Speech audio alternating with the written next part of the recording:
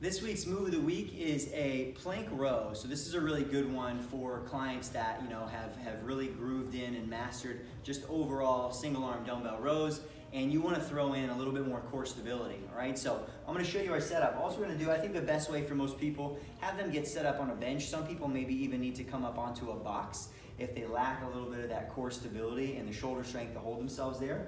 But just starting out, getting into a nice wide stance with our feet, so definitely a little bit wider than you might even do a push-up position with, just because the moment I have that one hand off the bench, my body's fighting that desire for me to rotate. So not only that, we're gonna push hard through that hand so we stay a little bit protracted on the shoulder blade that's on the bench, and then we're just going nice, slow, single arm rows on that one side. So everything in that midsection is having to fight my desire of my body to kind of rotate over. So just a really, really good one to throw some core into kind of a functional integrated exercise. You're gonna probably have to go a little bit lighter, but try that exercise out. Let us know how it goes, and we'll see you guys next week.